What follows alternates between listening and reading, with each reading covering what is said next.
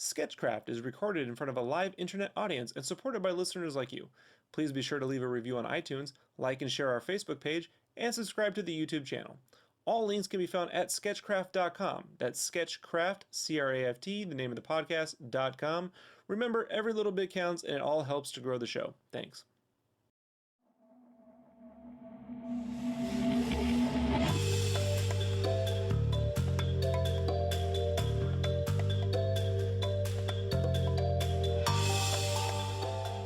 Welcome to Sketchcraft, the podcast for art, games, and process junkies.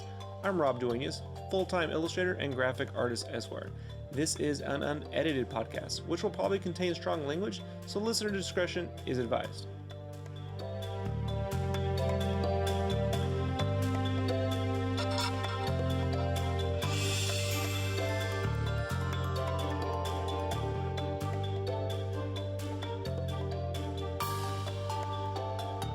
Hello everybody and welcome back to Sketchcraft, the podcast for art, games, and process junkies. I'm Rob Duenas, Rob D, Rad Masters here with you, and today joining with me is Josh Alden.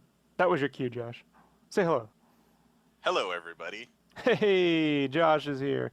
If you aren't familiar with Josh, or we like to call him Agent J up in the forum, if you're familiar with that, Josh, well, tell me a little about yourself, Josh. What's going on? Well, let's see. I live in Indiana right now, originally from San Diego, and that's how I know my good buddy Rob over here. And that's what we're going to do tonight is take you back to, well, not that far back, but give you a little backstory on us and how we became and catch everybody up on the business we now have together. Right. So basically, in May of this year, well, really, April, I went and launched the Kickstarter, and that was a bunch of funness. And at the tail end of that, basically resulted in me sort of parting ways with my employer, and then Josh and I going full-time on Sketchcraft. So that's sort of the basic rundown on that. And then what I want to do is basically I want to walk you cats through what happened at the Kickstarter, what happened right after, all the way up until now, because we're getting ready to launch our next one. And I just really want to fill everyone in on this, and I thought it'd be great to have Josh here, because he's actually better at details than I am. I tend to blend things together and over-dramatize stuff, because it's great for radio. It's great for you guys. But for the record, it's not so good. So when we go to court, I'll have Josh there to, to defer to. That's what I'm here for. Yay, Josh. So, Josh, basically, guys, so you all know, and gals, I met Josh in 2004. He was a friend of my friend, and my friend was sort of falling through on some freelance. Josh was hiring, and I jumped in to help pick up the slack, and Josh and I ended up becoming really good friends. And then we spent almost, the next 6 or 8 years trying to get something going, right? Well, yeah, but the problem is we were always working together on other people's stuff, and it seemed that the only people not dropping the ball was me and you, but it generally ended up being like either you coming to me with your client or me coming to you with my client and trying to figure out how to fix up their mess. Even with that initial meeting you were talking about, our good friend Joe, I wanted a logo and he just didn't have the time, so he introduces me to you, and I already knew you were swamped. I could see how hard you were working, but what do? I throw a $100 bill in your face and say, I need a logo later. So it's like, it's not even like I gave you the option to say no, because I gave you the money up front, unlike most people, and you just went, I could see the look on your face like, damn it. But that tends to be what happens to us, is we run up to each other to help us clean up a client mess that is hard to do on their budget or their time frame, and we just know how to rely on each other because we work so well together.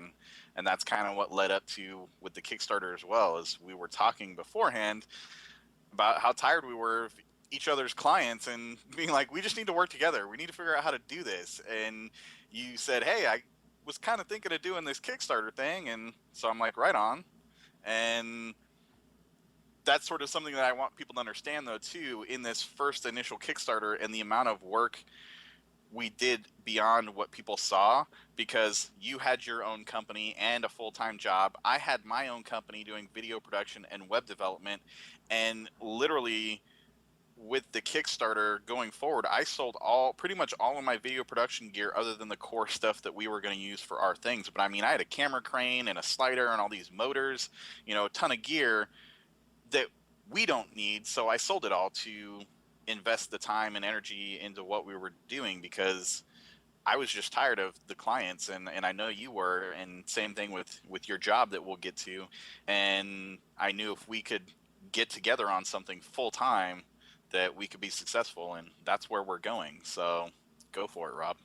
Yeah, so basically what happened is throughout the years, Josh and I have worked on a bunch of projects, and like he was saying, we always managed to come through, but maybe they fell through on money, or it was a nightmare to go through. This basically culminating with GameFan. Like, GameFan was probably the straw that broke the camel's back. Like, Josh came in, helped me to actually kind of save the company in terms of getting the website up so they could have all this advertisement revenue. And, typical GameFan fashion, Dave and them dropped the ball and a lot of stuff happened. Josh went his way. So about a year goes by, I go back into t-shirts, and I'm getting tired of t-shirts, right? So I'm like, something has to change in my life, and I am sick and tired of freelancing for people. And Josh has always got some guy to do some logo, something, website or other thing to work on, but I was tired of doing that stuff too. So I said, well, I want to get a handle on launching Kickstarter, so I just put up these Avengers prints, figuring that it's fan art, even though it's kind of not the most kosher thing. It'll probably fly under the radar because there'd already been several, fan art projects on there. And I honestly figured maybe I'll get 50 people, and I could handle shipping 50 items because I had done that the summer before when I actually made the Avengers prints. And then what happened was within 24 hours, like, Josh was monitoring it, and like the thing blew up. And so I immediately became apparent to me that I wasn't going to be able to ship all these items and paint everything without some kind of help. So Josh stepped up and was like, hey, dude, why don't we just go full time? And I think the only thing that was ever holding me back from going full time between him and myself was I never felt comfortable enough with my skill set to be able to think that I could rely on that. And part of that comes from always working with clients who underpaid or ratted me out. You know what I mean? It's really hard to feel like you can survive or actually prosper when you're constantly getting cheated out of your wins, right? Or financial gains from wins, right? You do really well, but t-shirt company makes $1 million, or you do pretty good, but Dave Halverson and these cats take the fucking 40 G's they made, and you don't get shit. So this just seemed like a good opportunity on the side, not really thinking full time, just, hey, you'll come in and help. And then, the whole thing with Marvel got involved, and they DMCA'd us, and then Josh stepped in with a bunch of our backers and got that shit straightened out, and we went back up. And then my Marvel got a hold of my job, and guys, you could go look this up on another podcast. I covered this. Put a link in the show notes. But basically, made this ultimatum that I could never do fan art again while I worked at the company. And I was like, well, fuck, I'm not working at this company anymore. So I left. And then Josh, was going with me to PhoenixCon. So he said, why don't we just go full time? You know what I mean? And I'm like, well, fucking whatever, right? Well, let's just do it. You know what I mean? Like, I'm not getting any younger, right, Josh? Right? Exactly. Well, and I think that's the biggest thing that you hit on was the Kickstarter. Even with the amount of trouble we had dealing with Marvel and your job, it did something for you that I've been trying to help you understand, and that's your viability, and that sort of finally reiterated your viability past what you already should have known. I mean, you work for a t-shirt company, and your designs sell the majority of their t-shirts and make tons of money. Even though you don't get that shows your viability. But the problem is, like you were saying, they seem to lock Rob in a closet, or they put baby in a corner. You don't put baby in a corner. It's a real horrible analogy. I know, that's why I threw it out there for you. I knew all right, Swayze. That's what we do, Rob. Yeah. But that's the thing, is that nobody ever puts your name out there, and so you didn't even get credit, let alone did you not get paid. You never got credit, so nobody knew you existed. And that's what I was always telling you, is like, people know you exist through your art, but they don't know who you are because nobody ever says it. And if they're buying a T-shirt at Walmart, they know they like the shirt, and they only give credit to whoever the character is and owns the character. And I would go And as far as to say, as well as with my freelance, like I was doing a bunch of comic book covers, but really just never getting any kind of credit. You know what I mean? And it's exactly, not like these companies' jobs to front me, but at the same time, it's very difficult, when everyone thinks someone really famous did your shit. You know what I mean? Or the interior artist did your stuff, and they didn't. And it's just like after like 20, 30 of those, you're like, well, I mean, I don't know what else to do here. Like I have to be in a position to build something because frankly, yeah, in this industry all you have is your art, but really it's tied to your name. And if I don't have a name at all, I mean, I don't know. I mean, exactly. it's cutthroat, dude. Like when you go to a con, your name's on a list, and if no one knows me, then there's no point. Right, right. Well, and like you said, it's not like it happens to just you either. There's obviously a bunch of people at your Yeah. work too that don't get credit for what they do, or your former work, I should say. But so it's like these select group of people that want to put their name on everything and not give credit to everybody else because they're the underlings or the lackeys, or in some cases they don't want that person to be known because they know once that person's known, they'll probably go on their own or step over whoever it is they were working for. And it's unfortunate, but that's what you tend to have in a lot of businesses. It's not just the art industry. That happens a lot of places, and Yeah. it's kind of unfortunate. So that's why the few that make it are the ones that have the drive to eventually take that risk. And it luckily it's a calculated risk, but like I said, the Kickstarter kind of showed you that viability and gave you that leverage when you did go into your company and they're trying to tell you, no, you can't ever do this, and you're like, dude, I pretty much just made my yearly paycheck. You don't really have much to negotiate with now, do you? Right. Yeah. Well, yeah. Also makes so little. There's no point. So I want to move on. So we set it up, right? So I quit my job. We went to Phoenix Con. Things went well. We gave people the opportunity to go into our store and pick up a bunch of goods and decided to get some stuff done, right? So let's start from there. If you are all listening and you've backed, you're wondering, what's going on. Let me give you the rundown. So we get back from Phoenix Con. We got to build a company, right? We got to build a forum. We got to get mailing list put together. We got to get all the votes going. And I have to deal with the fallout. I won't say stress, but I mean, it wasn't an easy thing just abandoning, my work because I just come from, having a year being able to pay my bills after. I mean, I wasn't being paid much, but I was being paid better than I was at Game Fan, which was nothing. So, right. You're paying yourself out of your savings account. Yeah, so I didn't want to like go back to, that. So, there was just a little bit of like, plus I was really out of practice. I mean, folks, I can't begin to like stress spending so much time doing t-shirts and graphic design all day. You come home, you got 4 hours to draw if you want to draw. So I had sort of felt once I went back to t-shirts every month, it was getting further and further away from being at like my best. It came to the point where I felt like the best. I mean, I wasn't even at the peak I was 2 years prior. Like it was getting, I had to stop doing covers and everything. Matter of fact, I even didn't draw for 3 months from October last year to December because it just all was sort of sliding away from me.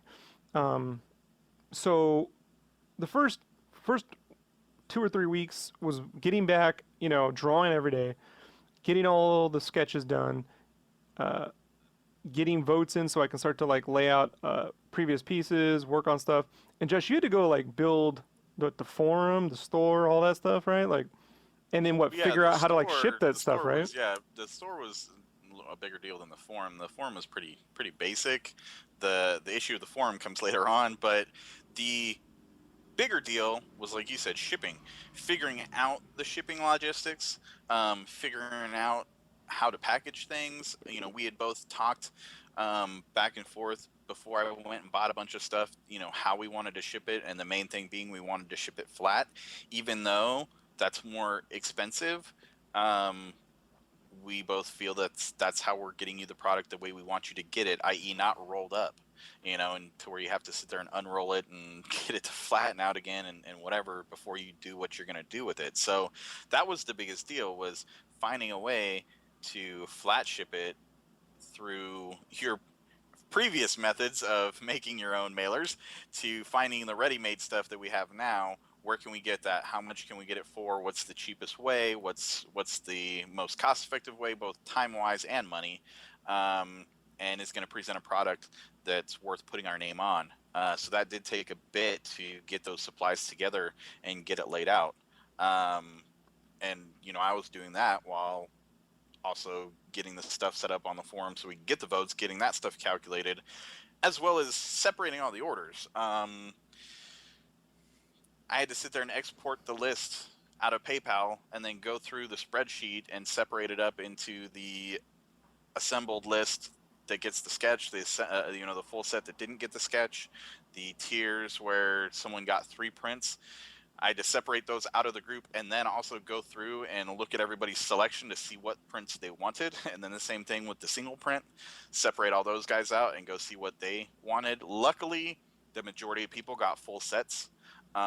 But it is still, when you got 40 people that chose 3 different prints than the other person, it still took some time when I got to the point of actually having them in my hand, which, as we got those later than we expected. Yeah, I'd say we ran about 3 to 4 weeks behind schedule. Like, I would put that as a legitimate time frame, like somewhere between there. Just getting everything set up, me getting back on board, in terms of being able to draw and paint without it being like a like a hair-pulling event. Surprisingly, printing and signing 7,000 pieces wasn't as difficult as I thought it would be. However, I won't be doing that again. So, right. So I think I had some goals and I had some stuff in front of me, right? So one, I had to draw 200 pieces. Now I had initially 200 sketches. I initially had thought that I'd be doing that during the Kickstarter. However, with all the drama going on, I just completely abandoned like even drawing anything because every day was an up and down roller coaster. Kickstarter took like 2 or 3 weeks just for Kickstarter to like approve our account for whatever reason with Amazon and everything else. And then when we got it up, within 24 hours we had the Marvel deal, and then we had 2 weeks of back and forth with the Marvel stuff. And then once we got that back up, I had the increasing pressure at work. Right? It wasn't like Marvel just called up at my work and was like, "Oh, this guy." I had also had people at work monitoring that, and every day they were like giving me shit. My art director was giving me shit. Some friends were giving me shit. Like, and so it was just like I came home and I was just like, well, this is probably just gonna be another failure on top of everything else.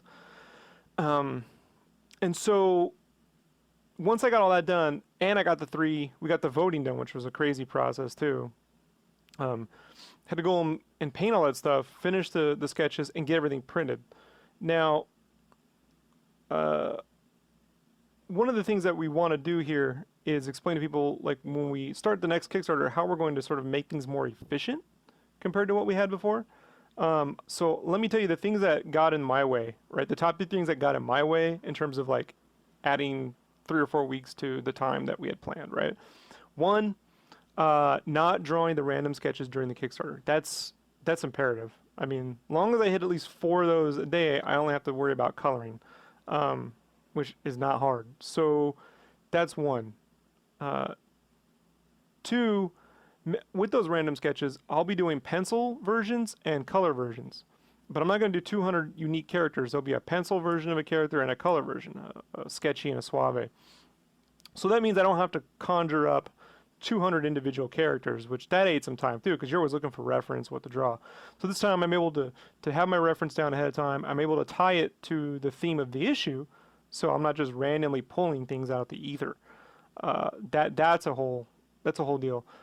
3, for me, building as much of the issue as I go along, which luckily I did a pretty good job with. The sketchbook that I put out, the digital sketchbook, was pretty much built as I went along. However, this time I won't be designing like all the pages and shit as I go along. Like, so that was something I sort of saved toward the end. This time I'll have that all worked out because it's a game magazine. I've done this 100 times. The layouts are figured out. So, and then 3, I'm well prepared in terms of being artistically up to the challenge of getting whatever stretch goal prints we have done. So if we have all 6, it's not gonna be hard. So that's and then lastly, signing everything. I'm not gonna be signing every print this time. Like, we do 6 prints, we do 12 prints, whatever. I'll be signing one print out of that set, with the remaining prints, once they're done, being shipped out to you, Josh, so you can start assembling orders way ahead of time. I mean, that saves 3 weeks right there, right? Like, Right. Yeah. Well, and I also want to point out too that up until the Monday before that Friday it came down, you had a full-time job. So aside from the stress of the people at your job giving you crap, you know, you had the stress of the job that's always been stressful beforehand. And I know you've addressed that in other podcasts about the industry and that sort of thing. So you already stressed out. Then you were sitting there going, is this going to fail? So I can see how sitting there going, should I even draw 200 pieces of art for it to get shut down and not do anything with it? As well as just the normal daily yeah, it's like a job bet, and right? you You had don't to want go to bet back. against yourself. Yeah, and you have Marvel yelling at you basically, and then you have to go draw their t-shirts and make them money. That's you know, so your job already was demotivating because of that, what was going on. Here you go, a company that you love, you know, their characters, and you've followed them pretty much your whole life, and they're giving you flack where, as we saw at Phoenix Con, they don't seem to be giving anybody else flack for, which was always the big thing, which I know you know, the fans understand, like, why were they caring about our fan art when they don't seem to care about everybody else making a bunch of money off their fan art? Why is it Rob? You know, Yeah, when guys why are strike him selling with the lightning? $10,000 paintings, you know, of licensed images, they don't, you At know, the they don't have. booth right across from us. You know? I know, right? Yeah, so that's a whole thing. So those are things that, but those are things that I'm gonna be able to deal with, pretty Well, but easily. that's, I mean, that's gone though too. You don't no longer have that job to deal with, so that Yeah. frees up the time that you didn't have. Is basically what I was kind of pointing out. So this next Kickstarter, you will be doing what we planned to do last time. The other thing though too is that our timeline was a little skewed based on, you know, Kickstarter doesn't allow us to adjust the timeline. So you put the initial timeline on Kickstarter based on the premise of a Fif- $400 goal and not yeah, getting 50 much orders attention. basically. Yeah. And as well as not getting shut down for 3.5 weeks before. I mean, it basically went back up, I think almost after it was supposed to originally close, you know, and then we had Phoenix Con, which we don't have in the middle of it this time either.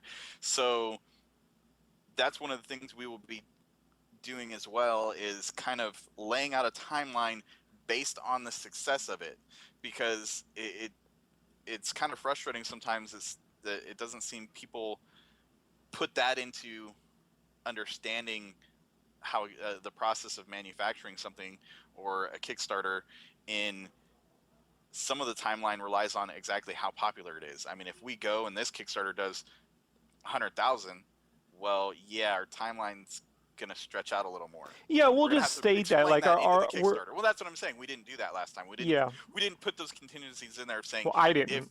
well, we didn't think about it, because I mean, I was looking at it too, and then that's the thing, is we couldn't change any of that information. So when it's saying this is due in June and we haven't even, you know, we just closed versus being when we thought it was going to close in the beginning of May, you know, it's that sort of stuff where we're going to allot our time the ability to fluctuate the timeline based on the number of orders.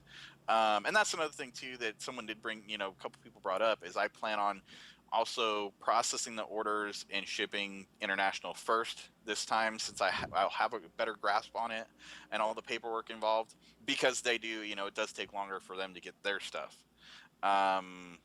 Yeah, that was something else. I mean, like that, guys, and that's something else. If you're out there and you're international, you listen to podcasts, you want to, well, it just seems so easy. I would send this out first. I'm like, well, I don't know what you would do if you got dumped with 500 orders out of the blue. You know what I mean? Like, what I tend to do when Third of I'm them in, are international. but when You've I'm in never the middle of shipped a something single I don't know how to international do, right, Josh? What I'm trying to say is when I'm in the, not to excuse, because even I could play armchair quarterback and go, well, you know, Josh, and here's how I Right. would do it.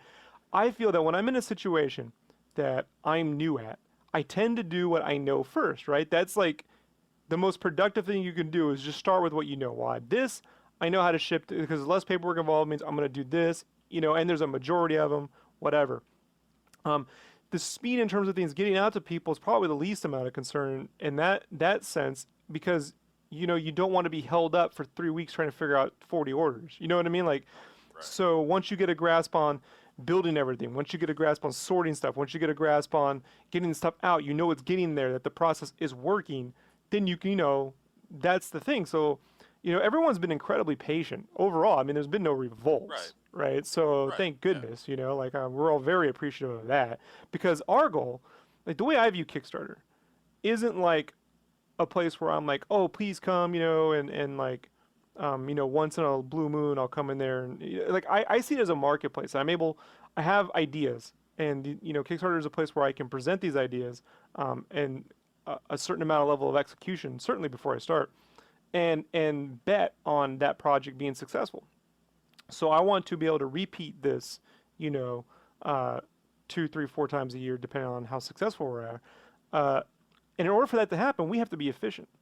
Right. And believe me, folks, if you're wondering, do these guys, figure out? Believe me, all Josh and I do is constantly critique ourselves. Like anything we do, man. Like if we build a website, we could have done this. If I do build a magazine, I could have done that. Anything we're doing, we're trying to find the most efficient way to get it done. Josh isn't a guy who, when we go to con, he's not just paying $40 for con parking. You know what I mean? He's gonna know where to go 3 blocks away. You know what I mean? He's gonna drop me off at the front, so I got all the stuff we need. He's gonna get the car 3 blocks away, and he's gonna bust ass to make sure he's there in the next 15 minutes, so I don't have to wait. Like that's what we do. Like I'm always like, having worked with a lot of people, um, who've constantly sort of just either thrown money at a solution or not cared what people think. I'm always like appreciative of the process as a fan. Like I'm like, wow, Josh, like you did a pretty good job there, dude. And the only thing that I feel like like we technically probably don't have to be like, oh, we want to get this done quicker, but we want to get done quicker. Like my goal is to get everything done with the next Kickstarter within a 3 to 6 week process. And then get everything out to you. Whenever I hand it to you, that everything worldwide is complete within 30 days. Right. That's a tall order, folks. It's just 2 people here. Well, and speaking of that, that was one of the other things too to increase the speed was hire help as needed. I do know some friends that work part time that I can kick a under the table wage to, Right. for Well, so I want to run their a list. daytime. So let me just recap really quick. So things that I'm going to do, right, to sort of help get to this 3 to 6 week turnaround is one, do a lot of the grunt work during the Kickstarter, which will happen because I'm not going to be DMCA'd out my ass every 3 seconds. Uh, Two, there aren't going to be any commissions this time, like in terms of custom commissions. Now, with this last Kickstarter, I had put together 8 slots to do commissions, which I would be done by now had I stuck to that. But so many people had chipped in to help us solve our DMCA issues, that we actually sort of like threw out a lot of like, for every one person who got a commission, another person, we were like, hey, thanks for, that 12-page legal document you did. You got a commission. You know what I Right. mean? Like, and I didn't have to hook their shit up, but that's just how I am. So I've actually took on 16 commissions instead of 8. Like I did the count. Like I'm already 12 up. Like I'm like I'd be done by now, man. Like Right. it just drives me nuts because I'm on like the final 4, and this is so I'm not gonna be doing any custom commissions this time. I'm gonna have a couple spots in terms of stretch goals that will be raffled off, but I'm gonna take a break this time because I just need a break from it. It's not gone forever. We're gonna deal with that in the future. But for right now, I just want to not deal with it. So there's that, and then 4, I'm not gonna be signing. If we do 500 backers, 1,000 backers, I'm not gonna be signing 7,000 prints. So the only thing that I'll be signing are physical books if people get them as add-ons, and then the cover print. So that solves a lot of trouble on my end. And then for you, Josh, right? Like you're going to be bringing on some grunt work help, right? Right. And I mean, that's the thing that this Kickstarter already gave way to the process for the next Kickstarter. I don't have to figure it out. So I mean, just that alone cuts Right. my time down because I'm not figuring things out. I already know. I already got a process. I already got my desks and table. I mean, if Well, we've also people cut saw out the the picking tables in 3 my or desk, 4 thing, or right? tables in my office, they'd be like, "Dang, how do you fit all that in there?" So it's that whole thing of not having to figure out the process. I have a process. I mean, even like what you were talking about with us figuring it out for future products, the idea of oversized posters. I was like, well, we can't flat ship that, so I need to do it in a tube. And you said, well, every time I've gotten a poster in a tube, they get damaged. I said, hold on, Rob, let me ship you one. And that's how we figured things out. I go buy a tube, stuff, put stuff in there and ship it to you, and you get it, and you say, "Oh wow," it Yeah, that wasn't was a that. crazy shipment too. Like, guys, I only realized. Okay, so I've backed like 30 different Kickstarters. So I've received maybe a dozen posters so far. Every one of them comes in a big thick tube or a thinner tube, right? And they're just a poster in there. They always get bent, and like, even my Double Fine Adventure one's bent, and my Banner Saga one's bent. Which whatever, once it goes in a frame, I don't care. However, um, I'm really picky about that. Like when it comes to my own stuff, so I don't want to deal with tubes. So I said, hey, Josh, this is a problem, and I let him see, what was going on. So he sends me this test shipment, and it was like the bag was like in the center, but it was like stapled in a way where it was like hovering like in the center, like it was almost like it was Exactly. balanced in the center of the tube, so it wasn't ever touching the edges and stuff. Pretty crazy. So that was pretty awesome. Right. Well, and that's why, and that's the thing where we both agree on that. We both have the same agreements of not spending money where we need to, but spending money where it's important. So we don't go out and buy a super expensive scanner or anything like this, but we'll spend, if it's 50 cents more per package to make sure it's packaged well, we're going to spend that. I mean, the tubes in bulk are a lot cheaper than flat mailers, chipboard, as well as rolls of the stuff to heat shrink and bag seal it and all that kind of stuff. But you know that's what we feel needs to be done to get you your product the way we want you to get it, and to not have it fail through the post office system. I mean, the whole it being waterproof sealed in there has a purpose. It's not because I really want to do it, or that I'm sitting here going, I really want to spend this much time per package because I just don't have anything else to do. No, it's because that's what's needed, and so I'm willing to spend that time to make sure you get it without any kind of weather damage. I mean, the reality is they can sit there and let it sit and soak in a pool, and you're going to get your prints fine because it's waterproof on the inside. Once you open that mailer, it's waterproof. So that's important. Do you have any And shipping tips you can give people? If you're out there doing your own Kickstarter and you gotta like ship some art or some stuff, Josh. Do you have anything that you've learned that isn't immediately like known or available? Like you had that thing you put on the forum last week about if something arrives damaged, don't open it. Like, oh yeah, and that's actually from one of our backers that got her stuff, and which is another thing that unfortunately they don't sell a huge stamp that says "Do not bend," because I tried to find one after this girl contacted me when she got her package. Literally, the mailman, mail woman, whoever it may be, mail person, they took this 11 by 17. Well, actually, the mailer itself is 13 by 19 or 13 by 18. And any of you that's already gotten it, it's thick cardboard. Plus, you have however many prints in there. Hers was the full set, so it was 11 prints, and then two cardboard chipboards in there. It's pretty thick and hefty, and it's not easy to bend. Like, you have to try to bend this thing. Well, the mail person did. They folded it up into threes to put it in her mailbox. Like, mm, really? mm, It's it just dumbfounded me when she said that. But her thinking on her feet was like, when she emailed me, she said, I did not even open it because I know it's damaged. Obviously, they folded it in threes. It's damaged. So she's like, I'm not even going to open it because I'm going to go down to the post office and chew them out. And she did. And she went down there and she showed them because she didn't open it. So they know that that's their fault. And they're reimbursing her, her $45, $55 or whatever.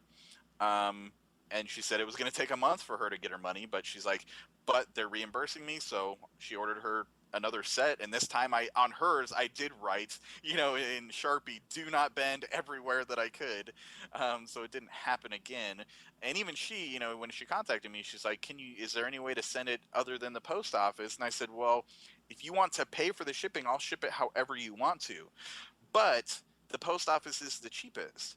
And especially for all you international people out there, literally shipping something from me to the United Kingdom through the post office, it's between $15 and $25. For FedEx, it's $90. So anybody out there that's international, if you would like to spend the money, by all means, contact me. I will get you a quote and a rate and tell you how much it costs, and you can spend that money and have FedEx tracking from every single step that it makes and whatever. yeah, we're If you not want to pay saving that money. like oh $10 difference here. You know, what I mean, like it's a 70 dollar difference between going from the post office to FedEx or whatever.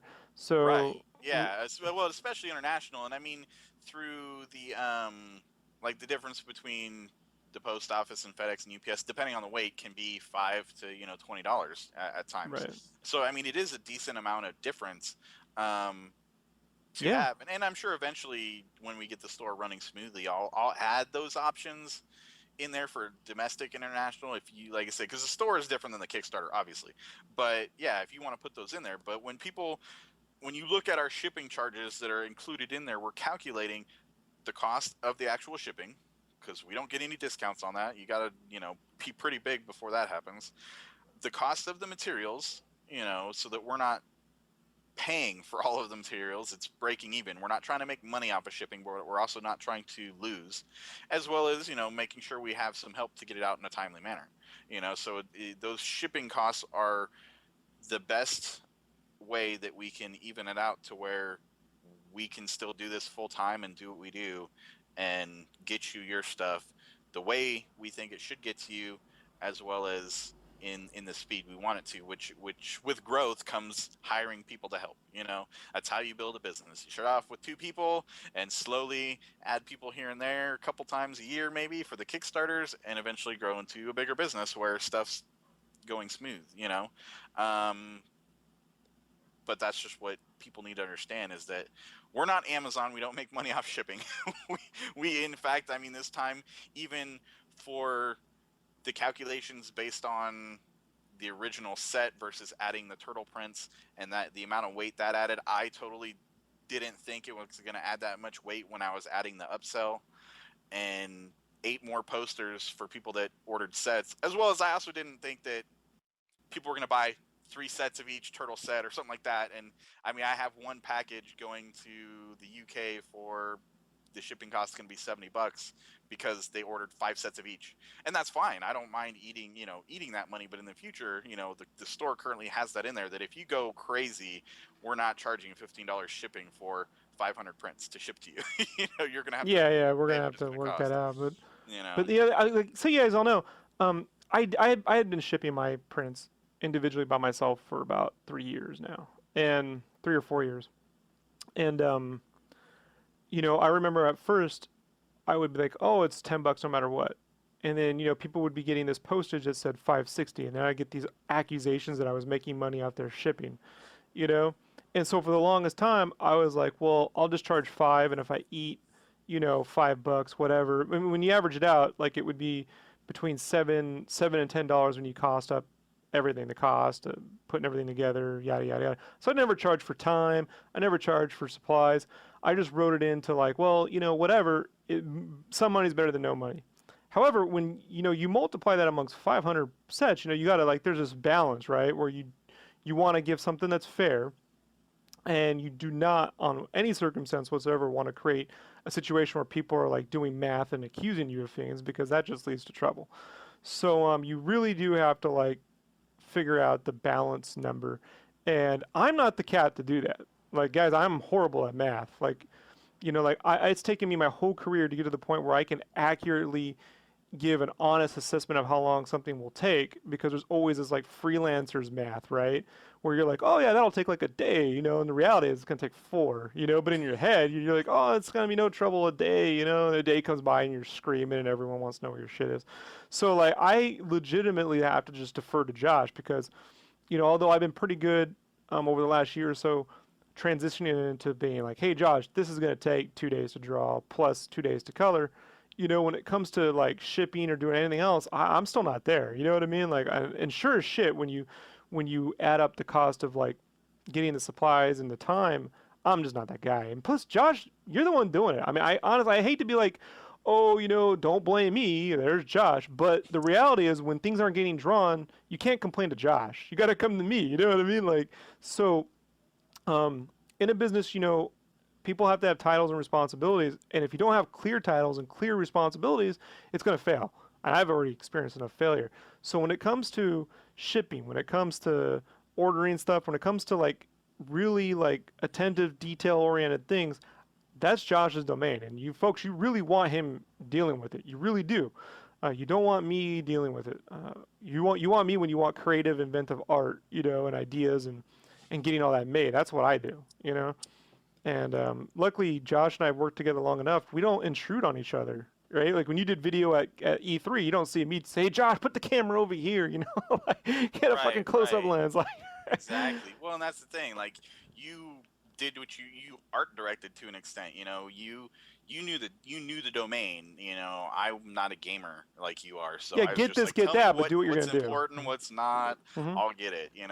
I'll do my thing in my area, but you need to direct me on what you want, and I'll make sure to get that. So we worked very well together in that fact that we've done enough stuff, and we've done enough stuff under the gun that we have full complete trust in each other to go say, hey, here you go. So even when we set deadlines, we're kind of setting deadlines for ourselves versus checking in. Like you give me a deadline on drawing, if that comes and goes, I'm not like on the phone, Rob, you said you had this deadline, I trust that shit happen.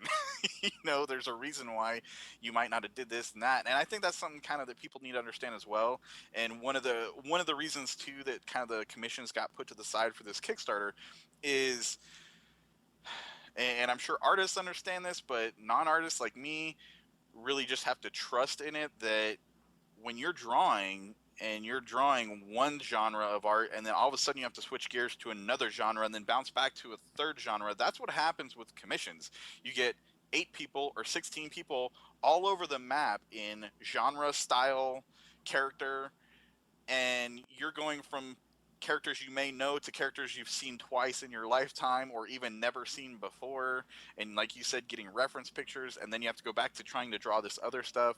So one of the things with that is kind of clearing out some of the mental craziness going on with your art so that you can stay in the area that you were. Like even with, you were talking about the random sketches, you're going to stick within the genre of gaming, right? Or like the fighting games, I guess, or Yeah, something this like one will be that. fighting games, and I'm not saying every game kit we do will be one theme like fighting games or RPGs. We'll mix it up, but whatever themes we pick will be the kind of sketches that I produce. The commissions that I produce out of that will be themed to the book. So all that grunt work gets done way before the Kickstarter even gets launched. Like my lists are figured out, my references already grabbed. I'm not making it up as Right. I go along and spending, a couple hours every day on the internet trying to find, references of stuff. Something else, Josh, too, that I'm able to put into words now that I hadn't thought of before. And this is something that's occurred to me over the last couple years, actually, is when I'm drawing, like say 200, someone asks me, "Wow, Rob, 200's random, commissions, right? Random sketches," which basically means I'm drawing whatever, you're getting a random drawing. Right. That's a lot of work. I don't know if I could do it, but 8 commissions, that's easy.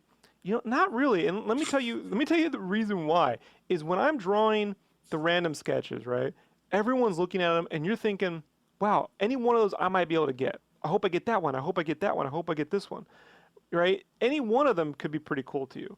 When I'm drawing something specifically for one person, unfortunately, the fallout from my shitty career so far has been that I really overanalyze pleasing one customer. I stress out about it a lot. Dave Halverson was incredibly picky over the way girls looked. Different guys like Kevin Grievous hated anything remotely anime. And anytime you've got a client, you're always trying to like suit their preferences. And when I'm like, hey, someone wants a Predator and I'm seeing their reference, I'm trying to give them something that, although, yeah, it's my thing, it's going to be on their wall exclusively. They know it's for them, you know? And there's just this, unfortunately, I'm like a little PTSD, right? Post-traumatic Sketcher syndrome or whatever, dude, disorder, like freelance, PTFD, right? Post-traumatic freelance disorder, where like at this point, I can't just comfortably move forward on a piece. Like I recently did the Spawn one that I stress, I can't do it with watercolor, I can't do it with watercolor. It's going to be bland, it can't have all these lighting sources. And then I'm able to do it only when I completely agree it can't be done. I even told you I wasn't going to do it, right? Right. Like, Yeah. and that can't happen with commissions, folks. So I'm probably another year away from being really comfortable with that process. So if I'm going to do a commission, I don't want someone to pay 240. When you pay 65, 85 bucks to get a bunch of prints and a sketch, that's one thing. When you drop down 300 bucks for a commission, I don't think you should have to wait a bunch of extra time for that. So Right. the most responsible thing I can do is remove myself from the situation, and then sort of create something where if I want to do a commission, I'll have like a list you guys can sign up for or something, and I'll be able to say, hey, that looks fun, and hit people up on an individual basis, one on one, knock it out, get it in the mail, and then take on another one until I'm at a point where spending 4 hours a day on a commission for a couple days is going to net a result, right? Because something else people don't know is I am developing. It's really crazy, Josh. Like, so we did the fan art, right? And for the Kickstarter, and everyone's like, "Oh, Rob, can't you do anything original?" And I'm like, it's really funny you say that because I got a whole thread of unpublished artwork, right, that I did for people that they never even printed, right? Right. It was all original properties that I helped create, Right. and like 6 years worth of shit, dude. And so, I want to be able to give people an original story that I've come up with myself. I've hired a writer to help me produce the actual scripts, but it is my idea, and it's all my original stuff. However, comics are the hardest, slowest thing to do. They're all fully illustrated. They take the longest to do. So all the grunt work for that is being done now. The scripts are being written now. I had the outline for issue 1. The whole thing's been worked out. But the time that I need to do it, which is like I need to be working on a comic every day, means I have a 12-hour workday. 8 hours for Skechcraft stuff, 4 hours for development stuff. That could be commissions or development. I need that for comic stuff right now. I would rather produce 200 random sketches and some, stretch goal prints and maybe a custom sketch or something like that as a reward. But I don't want to take on, commissions. Like I just want to be able to get that done and then be able to spend a month working on the comic nonstop. Like I could flip it. So it's very important to me. In order for that to happen, you have to have the time, and I've never given myself the time to do it. I've always chased, the the most available funds that right out the door. I'll take on commission. I'll take on commission. Now, if this Kickstarter completely bombs, we don't do anything, then I'll probably have to go to full-time commissions for a Kickstarter just to Right. survive. You know what I mean? Right. Josh needs to hot copper for a month, but send the ship, Josh. Yeah. Sorry, Yeah. so but we're in it to win it, regardless. And I just want you all to know that. And like the thing with the commissions though too is there's different levels of involvement that people want, and sometimes the time's just not there. So it's hard for Rob to sit there and say, well, I want to do this one way, but this guy just wrote me a 3-page book exactly how he wants me to draw it. Well, that's not fun to Rob, really, and because this isn't just about money. Right. Rob's an artist. He enjoys what he does, and it's the same thing. I got a bunch of tattoos. It's kind of the same thing when you walk into a tattoo shop and you're just like, give me that one on the wall. They're not exactly excited to do that. Yeah, they'll take their money, your money, but when you bring in an original idea and they get to draw it and get to put their heart and soul into it too, you generally get a lot cheaper price than that one was on the wall and a lot more time for that work. So it's the same thing. We've had to turn people down because of how lengthy their explanation of what they wanted was, because it's just the reward both emotionally and monetarily. Oh yeah. I think you didn't preface that enough, before, Josh. Hold on one second. So what you're saying, what he's trying to say is, some people have put up money for commissions that we had to turn down because they wanted, it was almost freelance, right? I want this one character with this specific item and this specific pose, and I want them like this, and it's like, well, hold up, this isn't freelance. You know what I mean? I'm not doing that. Here's your money back. I'm sorry, I'm not the guy. Because I'm just not. Yeah, that's what you're saying. Like I said, the stage that doesn't get to take the money, but like you said, it's basically that's along the lines of our freelance. And you have a podcast about a logo we did 2 years ago. That was $1,000 job, and we turned down a buddy of mine that needs a logo for his new business because we just don't have the time. So this isn't something that's just about the money. Right. It's about our passions.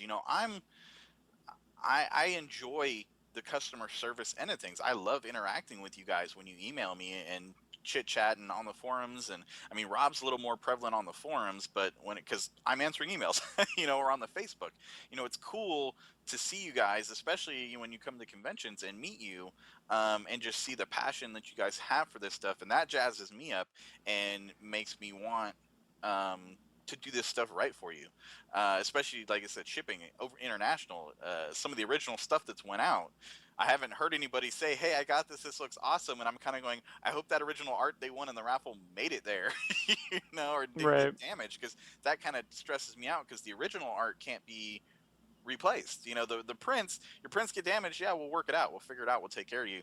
Those are prints, dude. We can make a bunch of them, whatever we need to do. But the original art, I'm like biting my nails over here, making sure you got what you paid for or what you won in the raffle so that you can enjoy it as it was intended. Because, I'm an art collector myself. I love the talent that people have and supporting the indie guys. And that's comes from you guys, the customer base, and interacting with you through email. Just it makes my day, and it's one of those things that I post about in the forum. That's it can interrupt me in my shipping process because I don't like to let an email lag because I don't want to forget it. I don't want to forget to get back to somebody. So if I get an email on my phone and there's a response that's more than one line, I have to sit down on my computer and I have to type out what I was going to respond. Yeah, but in Because the I don't future, want you'll have someone there packing while you're doing that. Right. So, Well, yeah. yeah. When in the future, the people packing, doing the grunt work, because I'll be on the computer doing the stuff that I don't want to get messed up, i.e., your address and your name and where it needs to be shipped. So they'll be doing that so that I can do more customer service and logistics that side. And that's kind of the reason why. Like a lot of people, they would rather be doing the packing because they don't want to deal with customers. I like it, and I've kind of even thought of about that a few times. I'm like, if we get so big that I have to have a customer service rep, I'm like, I want my emails, I want all the emails that come into customer service to still be copied to me just so I can see what's going on, and even if it's just a response of right on, thanks for your support, like that stuff matters to me, and the interaction matters to me. So it's almost like we're not here to be some huge conglomerate company. Hopefully in the future we can license some of our properties to those corporations and make residual Yeah, income. that's a But long I want to term, like, stay, yeah. I want to stay kind of small like we are with Yeah. a loyal customer base that we can interact with all the time and create some cool stuff. Yeah, that's the goal, is just me to be able to create cool stuff and we get it out there. I mean, like, I know it sounds like, well, everyone wants that dream. Well, honestly, I've created a lot of cool stuff. I just, don't get any of the reward. Like, like, yeah, I just don't get to see any of that. And, so, yeah, but anyway, so I want to wrap this all up. If you're unaware of what's going on with the next Kickstarter, so Josh, where are you right now with the shipping process? What's going We on? have all of the U.S. stuff out, and now I'm hitting the international. So International. U.S. is in the mail. If I don't know when you're going to post this, but if by Monday. next Wednesday, so by this Wednesday, then if you're posting this on Monday, if you haven't received your package, hit me up and we'll figure it out. I posted that on the forum as well, and the reason why I said if you haven't got your package versus the tracking number is because the post office tracking sucks. Some people get emailed the tracking number after the thing's been delivered. They don't. Yeah, They that don't post exactly office. update every step of the way. I was watching Hulu, right? Like someone on Hulu, and they had an advertisement. We got you covered. Priorities, tracking numbers on everything. I'm like, yeah, look, man, y'all have a number, but that shit, isn't exactly like, Well, especially, it's funny too. The international shipping. Hey, tracking's free with that too, and it's like, yeah, but it stops at the U.S. border as soon as it hits customs. Well, actually, Canada works too, but as soon as it goes outside of the border, borders of North America, tracking stops. And I don't know nothing, and you don't know nothing if you're international, so it's the post office. We're not shipping with them because of the tracking system they have. I mean, case in point, one of the guys that I shipped something to, literally an hour after I dropped it off the post office, it said it was delivered in my city. And he hit me up. He's like, "Hey, is that correct?" I'm like, "Dude, if you don't get your package in 2 days, hit me up." And he did. And he's like, "Yeah, it's here. Here we go." And we don't know what happened. And I can still go check it, and it still says it was delivered to me an hour later. So tracking, don't rely heavily on it. Kind of go more towards the forums. And that's something real quick to end this thing. in future Kickstarters. Participate, because we do communicate if you're there to listen. And it seems that a lot of people, stuff's going to their spam box, or they're only looking one place for it. And you have to be diligent on our Facebook page, on the forums. Luckily, we won't have to be so secretive on the next Kickstarter, because we won't be hiding from any big companies. We'll be able to post more stuff on the Facebook. Well, we'll be able to But post it on the actual Kickstarter update, dude. That's something we couldn't do because we canceled the thing. You know what I mean? Like yeah, it. So that's something else too. We'll be able to go on Kickstarter and offer an update on Kickstarter like every other freaking person does on the yeah, planet. but just get the information that's out there, because I think compared to some other Kickstarters out there, or even just other companies out there, we're pretty communicative. And if there's any delays on anything, or any hiccups and that sort of stuff, or what goes out, and I kind of, this time obviously, I shipped, hey, West Coast is out, and and now Midwest, East Coast, so now all the US stuff is out there. Give it a week. If you haven't got anything, hit me up. And international guys, it's coming. Yeah. Where I'm hesitant to go, Josh. When do you think because that'll backfire? We'll have nuclear war. Well, and that's, I made that post too. Timelines. I hate missing deadlines, and I'd rather just be honest and say, hey, I'm working on it, because especially on this one, it's hard to give a timeline when you're still working out the kinks. And then, like I said, next time we'll be more forthcoming and giving ourselves leeway for any hiccups that may arise, as well as our projected adjustments based on the number of backers. So if you sit there and there's 1,000 backers or 5,000 backers, obviously it's not going to take a month. Right. So that's the other thing I want you guys to know too. Yeah, we're going to start this Kickstarter in a week or so, but I don't want you to think like, oh, you're starting a Kickstarter while you still owe us stuff. Like, guys, it's all going to be out before the time the damn Kickstarter ends. Like if we don't start the next one soon, we're running into holiday shipping. That's really the big problem, which means it doesn't matter if we get stuff out at the mid-November, you won't see it till February with the way the fucking post office moves that time of year. So like, we're really under the gun for holiday shipping, like just to get it out in an appropriate manner, because we can be like, all the processes work in the world, but the minute we put in the mail and the post office decides to, throw that in with Santa letters, I mean, we're all fudged here. So it's a little close. That's the main thing on speeding up the Kickstarter release date, because we just don't want to. We want, with the 2 weeks that it takes us to get the money from Kickstarter, all that kind of stuff. We don't want to run into holiday shipping season.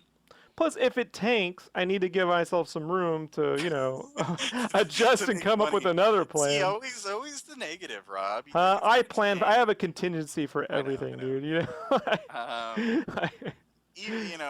pretty sure we'll do well, because of the original art aspect alone. I think that's the biggest commodity we have, is the amount of prints you get, as well as the ability to get some original art, even if it is random. I don't think I've seen anybody say, oh, I don't like that on the random sketches that you already did. And with them, and that's kind of thing, yeah, they were all over the place because you needed content, but the next one will be more targeted within subgenres, I guess. And then well, I'm not gonna name it because then I'll have companies coming after my ass. But it'll fit within the theme. And then the podcast, we'll get more, and backer updates will get pretty specific in terms of kinds of stuff I'm doing, and then you all see those updates. So, but basically, I'm gonna be covering all the fighting games, and all of it's gonna be content for the digital magazine as well. So it all ties into the theme of the issue. So you'll go through, you'll be able to see the art and read up on the game with it. So everything sort of links in, and it's difficult to... Oh, yeah. Well, I'll say that's actually something you didn't touch on, was the reason why we switched around with the whole Udon thing.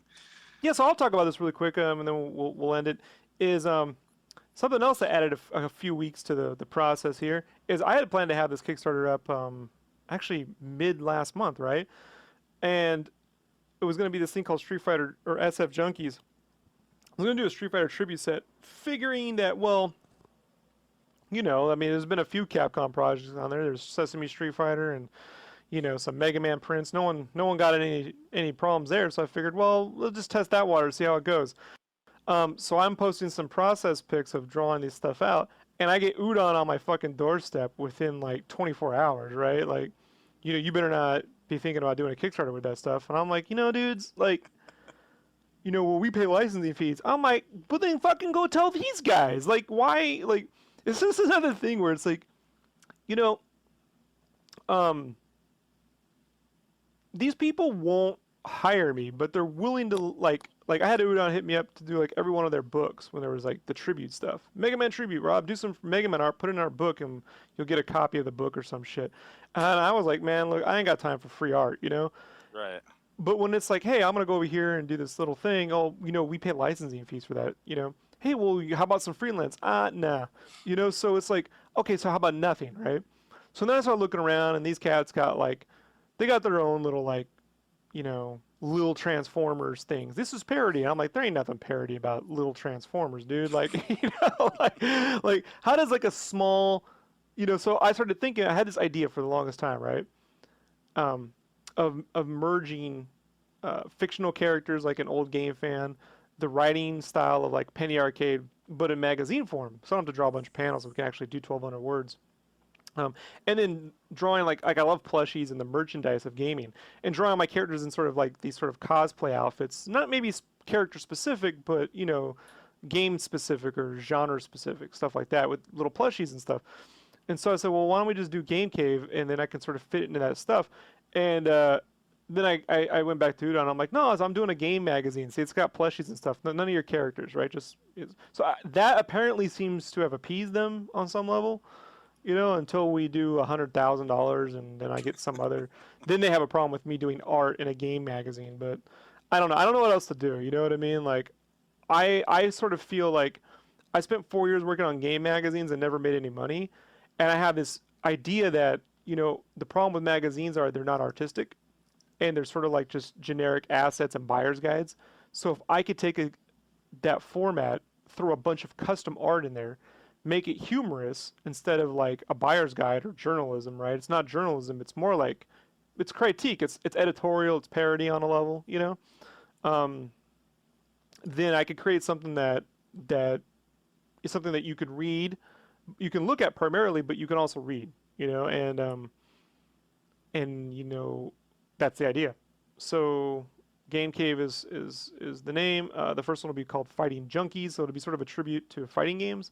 We'll cover sort of the big four, you know, Street Fighter, Mortal Kombat, Killer Instinct, and Smash Brothers, and then we'll have a bunch of subgenre games up in there, and like TMNT, Tournament Fighters, Dissidia, things like that, rival schools. So it'll be the first one out of God knows how many. All original characters. The characters in the book will be actual characters. They're going to be fictional characters. It's not a buyer's guide. It's just a complete love for. I have a love for gaming. I try to tell people I didn't have access to comic book shops as a kid. I had access to video games and Nintendo Powers and eventually game fans. And really, like, that was like my thing. The kind of comics that I always liked were sort of or almost parody. Like the Turtles comics were parody. Spawn had a level of parody. Cerebus, Bone was humorous. Like humor is a part of my vernacular. Uh, Games like Maniac Mansion, Full Throttle, the Tim Schafer games are things that I love. So, an old school game fan. So I just believe there's this hole missing out there, and I'm gonna gamble here that I have a way to monetize that and to sort of spread the love, right? The love of gaming, controllers and consoles and stuff.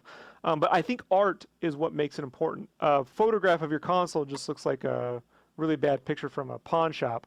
But if I draw everything, right, color it all up, dress the characters up, then you know you have something that's collectible and sort of a tribute, a tome, you know, to the things that gamers get into.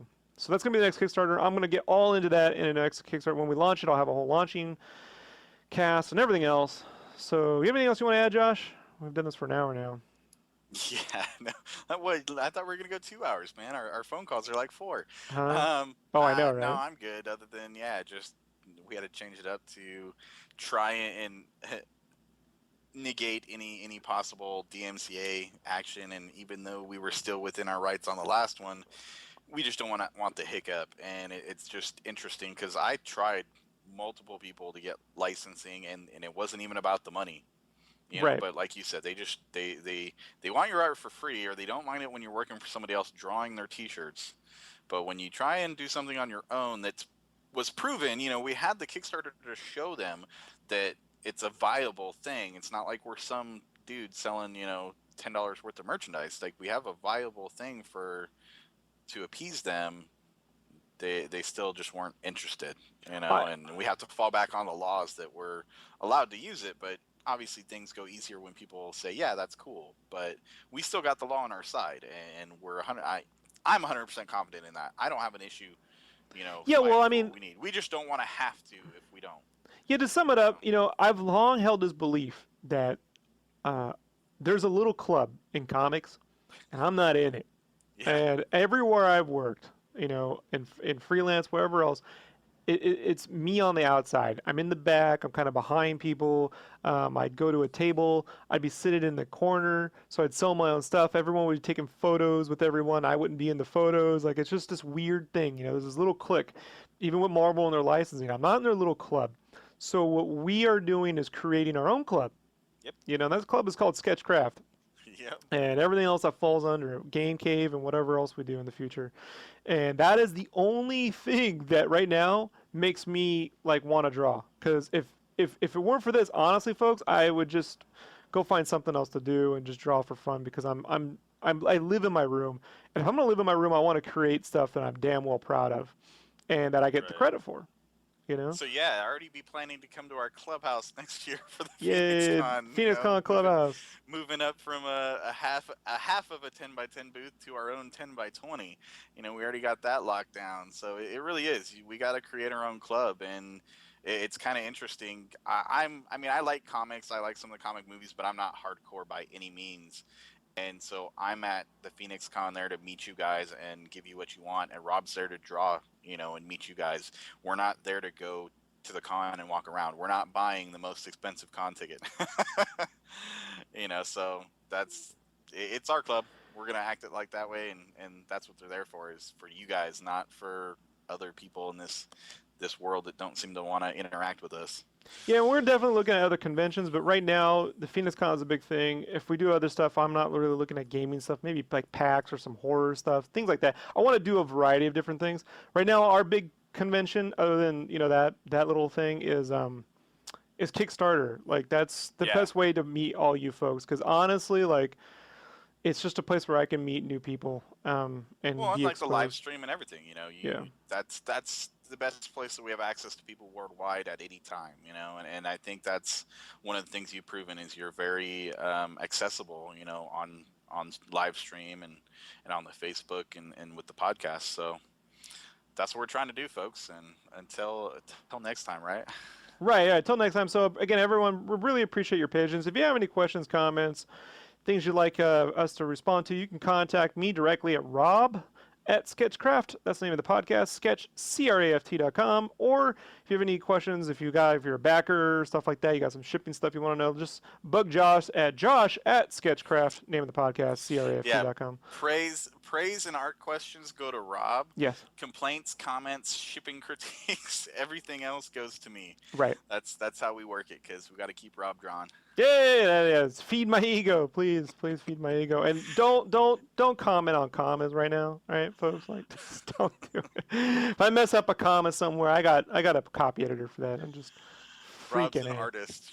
Let's leave it at that. Rob is an artist. Anything else is either humorous, implied, or just a mistake that he. I mean, come on, don't you pay attention to how he talks on? Yeah, I mean, I murder the English on every podcast. Like, if you thought the writing was gonna change, make it better. I mean, I have a hieroglyphic cheat sheet for your Facebook posts. Come on. Oh, I know. Don't even get me on like autocorrect with the iPad, dude. It's just ridiculous.